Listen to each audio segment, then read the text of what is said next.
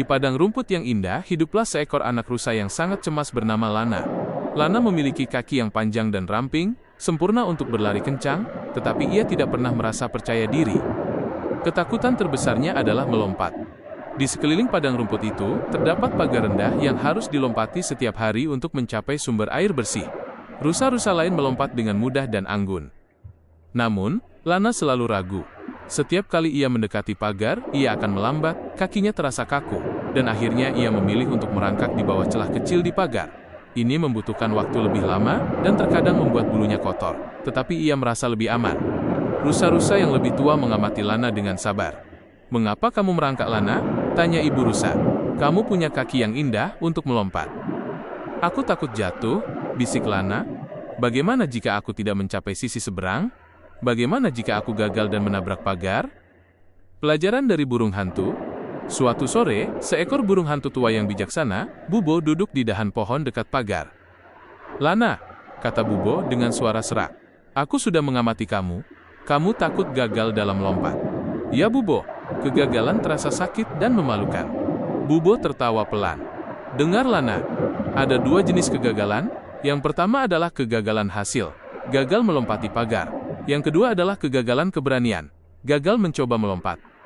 Ketika kamu melompat dan kamu jatuh, kamu hanya mengalami kegagalan hasil. Tubuhmu sakit sebentar, tapi kamu belajar menyesuaikan sudut atau kecepatanmu. Kamu segera pulih. Tetapi," lanjut Bubo, matanya yang besar menatap tajam, "ketika kamu memilih untuk merangkak di bawah, kamu mengalami kegagalan keberanian setiap hari. Ini bukan hanya membuang waktu dan mengotori bulumu, itu melumpuhkan jiwamu. Itu mengajarimu bahwa kamu lemah dan tidak mampu." Ketakutan akan kegagalan hasil adalah rasa sakit yang sebentar. Tetapi kegagalan keberanian adalah penghalang tak terlihat yang akan mengikuti dan membatasimu sepanjang hidupmu, bahkan di padang rumput yang terbuka. Langkah pertama, kata-kata Bubo menusuk hati Lana. Ia menyadari bahwa rasa amannya saat merangkak justru mengunci potensi terbesarnya. Keesokan paginya, Lana berdiri di depan pagar.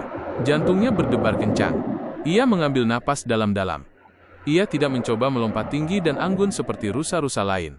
Ia hanya berlari sedikit, dan pada saat terakhir, ia tidak berpikir tentang bagaimana ia akan mendarat, tetapi hanya berpikir tentang melakukan gerakan itu. Ia melompat. Lana memang tidak berhasil sepenuhnya mulus. Ia menabrak pagar dengan perutnya, dan ia jatuh terjerembab di sisi seberang.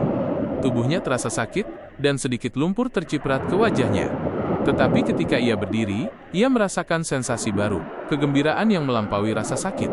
Ia mengalami kegagalan hasil, tetapi untuk pertama kalinya, ia tidak mengalami kegagalan keberanian.